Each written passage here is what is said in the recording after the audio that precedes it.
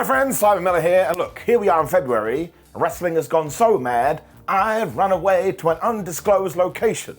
That's not true at all, but it sounds kind of fun. But of course, over the weekend, everything went mad with Roman Reigns, The Rock, and Cody Rhodes. Look, I'll level with you, as long as you level with me. No, I no longer know what the flub is going on. But as I told you before, I am Dr. Robotnik. I love the chaos. So while this should have been really straightforward, kind of am having a good time.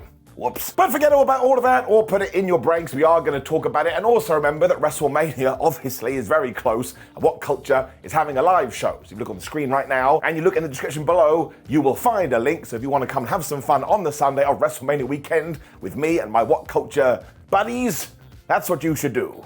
Otherwise, I'll be really, really sad. And nobody wants that. Let's up those downs. We did indeed start with all the madness that had happened on Friday Night SmackDown with The Rock. Somebody who really wanted to talk about this was Seth Rollins, and he came to the ring. Now, he also wanted to put his attention onto Cody Rhodes. This is when Michael Cole on commentary was all like, oh my gosh, we've seen all this hoopla that has happened over the last few days. So either one, WWE is totally bamboozled by this, and they're trying to lean into it, or two, this was the plan. I'll let you make your own minds up. Cody eventually did join Seth Rollins as well, and this is when, in the crowd, we got Rocky Suck chants. And even Michael Cole on commentary was like, oh, what is it, 1996 again? And look, never in my wildest dreams did I ever think I'd hear this.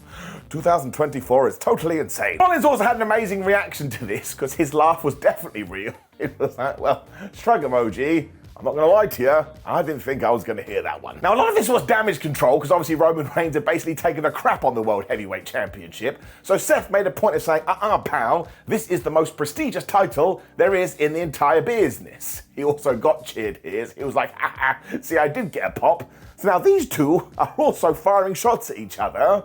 I don't think they're going to have a match. This is why Cody needs him and he needs Cody. At first, I was like, well, that doesn't make any sense. Although Seth did double down and explain himself, because he needs to know that he's better than when the last time him and Cody fought. Because, of course, back then, the American Dream whooped his ass. I then laughed out loud because Drew McIntyre came and joined the party. This guy does not care, especially because the t-shirt he was wearing that you can buy right now, it is a gravestone, and on it, it basically says, here lies CM Punk's WrestleMania main event. So you want to talk about chaos? He's Mr. Chaos. McIntyre then claimed that this segment was meant to him setting up his big WrestleMania match against Seth Rollins. That's why Cody needs to go finish his story, do it for the fans, do it for himself, and do it for your dad. Once again, Drew was so nonchalant about all of this, he does not give a flap. And Rollins agreed with me too, because he called Drew McIntyre a prick, which was also funny, when he was like, wait a minute, even if I don't face Cody, why would I face you, you Scottish idiot? I've already beat you 1,000 times. And then McIntyre was like, oh, well, you want to talk about that, did you? Well, Cody is 3-0 up over you. It's like kids fighting. The best line that Drew did drop is the only reason they're having this conversation is because nobody wants to go after the bloodline anymore, because you can't win that championship because Roman's family always interferes. And honestly, we as wrestling fans don't come together over much, but I would imagine 100% of people did go, yeah, he's right. This is when it was quite clear that WWE is stalling for time, because before Cody got to say anything, Drew McIntyre just headbutted Seth Rollins, so Rhodes took Drew and he threw him out of the ring. So as I stand here on Tuesday, whatever the flub it is, the 6th of February, no, we don't know what Cody Rhodes is doing at WrestleMania 40, which is totally nuts, because even as of a week ago, this was the easiest thing ever. I don't know why I'm tapping my wrist. So even though this probably wasn't the right path to pick, like I've already told you, I'm having the best time, because you wake up every day, there's just a new part of this to read. So I am going to give it an up, because look, I love wrestling, but it ain't that important, and if it makes me feel this good, well, it must be doing something right. But of course, you know the 3 words, we want Cody. I'm going to throw it down in there as well, though, because after this, we did get told that after a house show, Shinsuke Nakamura had spat mist in Cody's face. So now we have to do that match again. Listen, I'm a positive Pete, but even I was like, no man, I don't want to see it again. So once again, stalling for time, down. The Creeds were then back on Raw. Where the hell did they go? But it was them versus Imperium versus DIY versus The New Day, and the winners of this were going to face Tyler Bate and Pete Dunne, and the winners of that are going to go on to Australia to take on the Judgment Day for the tag titles. something like that. They were all just so good though, they were having a terrific wrestling match when Xavier Woods got the hot tag, and my word, he was running wild. When Johnny Gargano was like, well, I don't think that's very fair, dude. And he wrecked him with a DDT. Tommaso Ciampa saw his buddy doing well, so they came together to double dives when it was Julius Creed's turn. And I've told you about this. It's the equivalent of... Can't help but enjoy it. The whole pack was then fighting and doing crazy stuff on the top rope into a pile when Tommaso Ciampa went, well, I can top that, and he did this mad avalanche air raid crash. Seriously, you gotta go watch it. As we had all the numbers as well, we did the Tower of Doom, and I love a good Todd. Shouldn't have said it, that sounded terrible. Which is when Brutus wanted to outdo his brother, so he was doing Brutus balls when he was also applying ankle locks. When Julius was back, he was like, I tell you what is underutilized in 2024, the suplex. So he did every single one of them. This is when Gargano and Ciampa panicked because they saw they were about to lose, so they brought up the submission. Went from nowhere, they just did the meet in the middle on Brutus, and then I think Johnny tried to make the pin when he realized, oh, I'm not a legal man. So Tommaso got rid of him. He did jump on top. He got the 1, 2, 3. And this is all the proof that you needed that Triple H is still booking the show, because now on SmackDown, we are doing Tyler Bate and Pete Dunne versus DIY. I mean, that's the most NXT match ever. Also, this was super duper fun. We then learned we are indeed getting qualifiers for the women's elimination match, which means next, Shayna Baszler versus Becky Lynch. Before this, they yelled at each other. I don't want to, make too much of a prediction. I don't think they like each other at all. The good news, though, is that these two always have good chemistry, although there is bad news as well, and that is whatever momentum Shayna Baszler was going to have by defeating Ronda Rousey, well, that is now totally out the window. People barely talk about it anymore, because I'm in one of those moods, giving it down.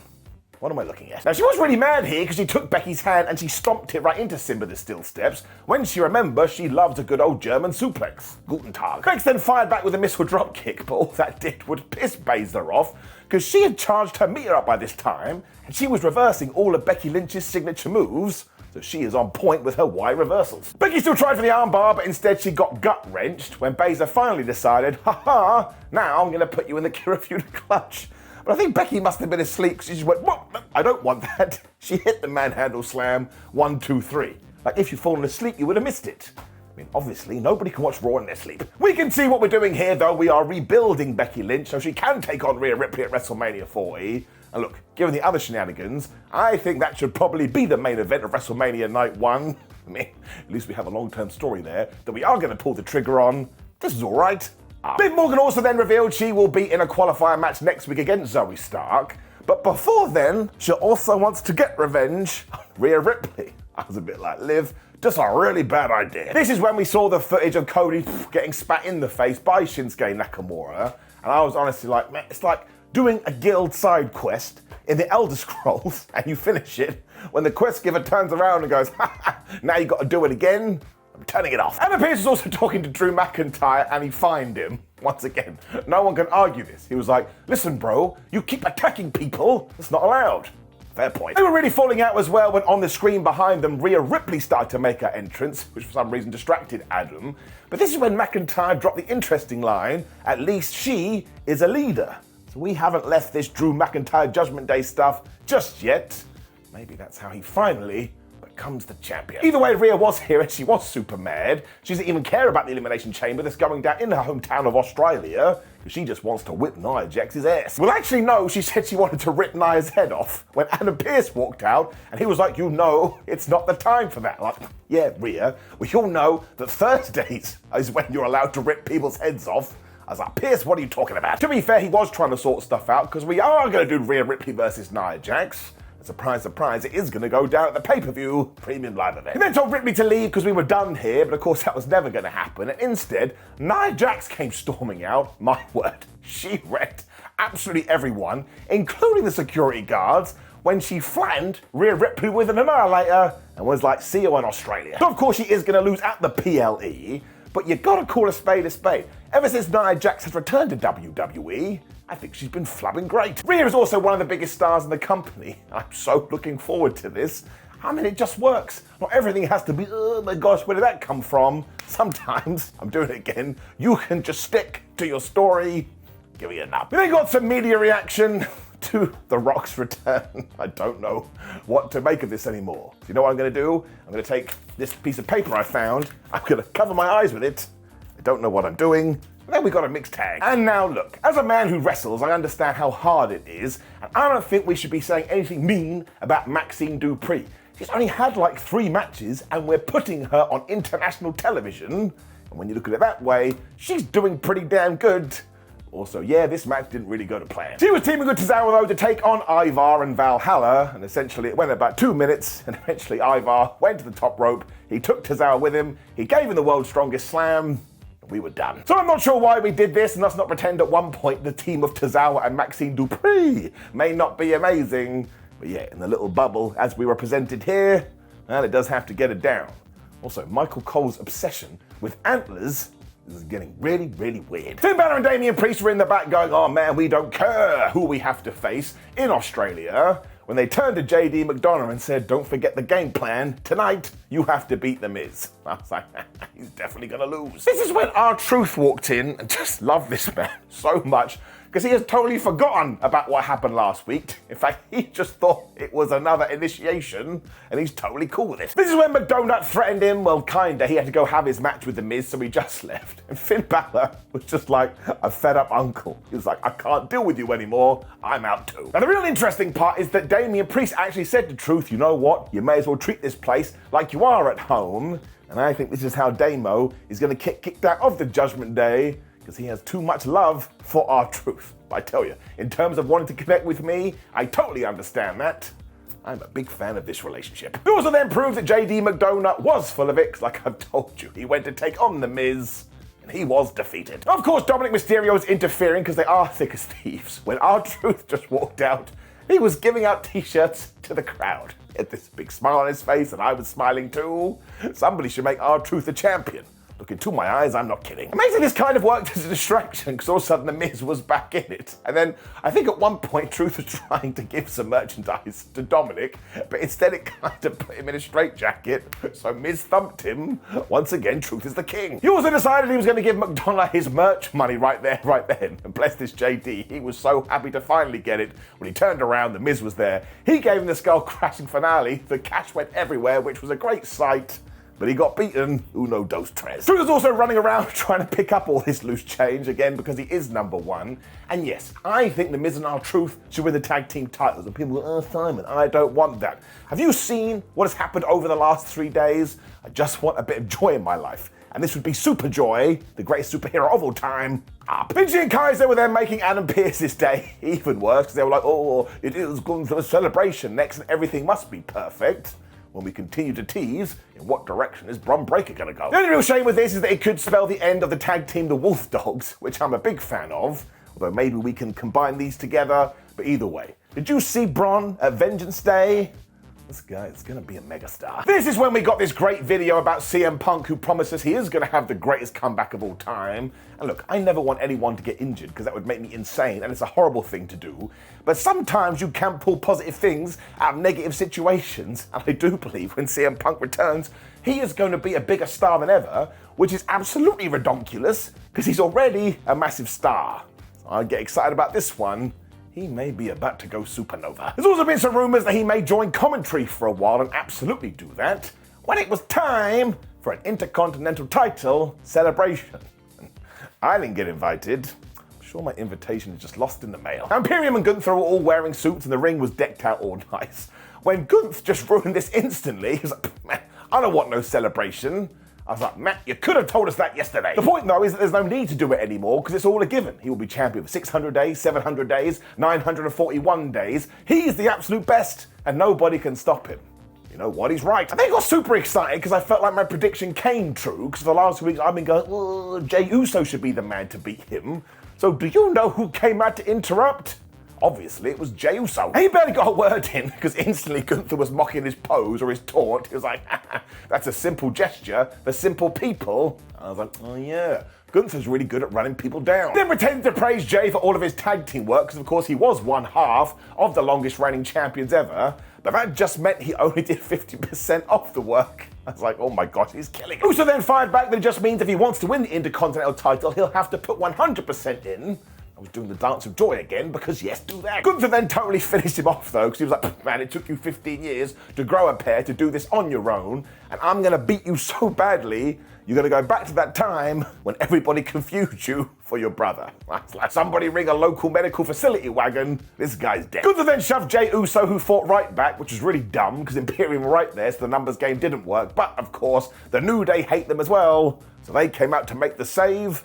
The feud continues. I really like this a lot though, and if I was going to guess from deep down in my Tootsie Toes, I imagine Jey Uso is about to win this championship when Jimmy Uso interferes. That costs him his shot, and then we set up that WrestleMania match. But once again, I tell you, if you want to make Jey Uso the Intercontinental Champion, I'm not going to moan. He is a proper star now, and we need to capitalize on that. But also, just Gunther. Give him some kind of prize today. He is super good. Shinsuke Nakamura then did one of his videos, and it was kind of hard to care at this point for all the things we've talked about, but he did drop in, "We want Cody." And I was like, yes, we all do, Shinsuke, which is why you shouldn't be having this match. Why are we going back in time?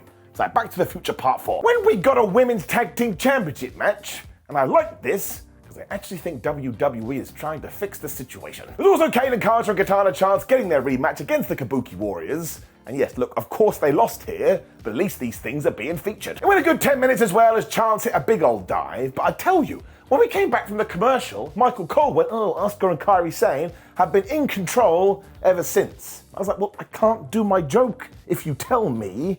Why has WWE got to ruin everything? Kairi, I then think, went for a splash, but totally missed. So I laugh again, because I am a bad person. Which is when we got the big hot tag 2 Chance. As she ran in there, she did a stomp, 1, 2, ooh. The challengers then hit the after party, but Asuka broke that up at the last second. When they went for the kickstand, this from the Kabuki Warriors were like, "Oh man, we're sweating, we gotta stop this." So sadly for then, Kairi saw it was coming. She threw Carter into the steel steps when Asuka just booted Chance right in the head. We got the insane elbow, 1, 2, 3. And I kind of think, at least until WrestleMania, the Kabuki Warriors will be your champs. Now, admittedly, this did fall a little bit flat because the crowd didn't really care, but that's because we have to think about the long game here, and we're telling the audience, oh, now you can invest in this because we're actually going to give a damn. So this is me kind of manifesting. I am going to give it an up. Do not stop this, WWE. 2024 is part of the rehab project. Thankfully, we have started to take those steps. We then just had the best interview. I mean, Jackie Redmond was talking to Sami Zayn, who was kind of sat in the seats in the arena, and that's something else we should talk about. Raw has all these cool little new presentation bits recently. It's freshened up the show. He also talked about coming up short against Roman Reigns at last year's Elimination Chamber, when he also mentioned that Triple H had pulled him aside and said, "Don't worry, man, you've got nothing to be ashamed of." It's true. He also compared him to Rocky because he doesn't quit, which Sammy is now totally bought into, because he is no longer the underdog, but he's a contender, and he's a contender that is going to win a world championship. Ooh, dalally. So he would not just say that for no reason, so now I'm starting to think, are we going to do Seth Rollins versus Drew McIntyre versus Sami Zayn at WrestleMania? But either way, by the end of 2024, we got 2 of them now. Sami Zayn should be the world champion. You know it, I know it, we all know it, and it's got me so damn pumped. Give it an up. When we did get to the bull rope match in our main event, it was Cody Rhodes versus Shinsuke Nakamura, and look, of course it was really good. I just sat there the whole time being really confused. 2 + 2 = potato. Rhodes did indeed use that rope to smash Nakamura into Rhea the ring post when Nakamura said, well, anything you can do, I can do better. So when Cody went for a springboard, he went boop, and he pulled him off. That sounded absolutely terrible as well, so let's pretend I didn't say that. And just when the American Nightmare did get going, as there was a cowbell attached to this rope, Shinsuke grabbed that, he smacked Cody right in the head. Even then, Rhodes came back with a disaster kick, and we got another 1-2. It was such a strange match. Cody then landed the bionic elbow, so Nakamura exploded his ass with an exploder. When Cody decided, well, I'll give you a pedigree, and he got another near fall. I watched the whole thing going, imagine if Cody Rhodes loses here. And again, given the weekend, maybe he would. It was the most amazing wrestling tennis match ever, though, and this is when Shinsuke Nakamura was going to use the mist. As ever, I was like, what an amazing mouth you have, because why isn't it burning you? But by this point, Cody had learned, and he turned the tide. Because he wiggled out of this and hit the crossroads, and of course he got the win. But he actually didn't. Shinsuke Nakamura kicked out. Look what it's done to me. What are we doing? This is when Nakamura went for the Kinshasa though, and this time Cody did block it by basically using the ropes and smashing him right in the balls when he hit another crossroads and he got the 1, 2, 3. And I was like, there is no way Raw can end like that. And I was correct, because Drew McIntyre teleported in. He Claymore kicked Cody, which meant Raw did finish with a McIntyre standing tall. So once again, I was like, they're clearly biding for time. I do want to reiterate though, this match was really good, so of course I'm going to give it an up. And look, there is a groundswell for Cody right now, which makes me feel warm and fuzzy at my tum-tum. but I can't get away from this confusion. The story was so obvious. It was right there, and when we were going to go left, we just swerved to the right. So look, while it is fun, it still gets it down. WWE were doing so well with their tails. Now it's gone all crazy again. As you probably figured out though, I'm still having a great old time, so Raw is going to get an up, but I totally understand everything that has been said. That's what the comment box is for. Let me know. Also, please do like the video, share the video, and subscribe. Click the video on the screen, which is ups and downs for AEW Collision, to make sure you join in with that. But otherwise, have a terrific week, my friends. Remember, it is just wrestling. Everything's going to be okay. Take care of yourself. See you soon.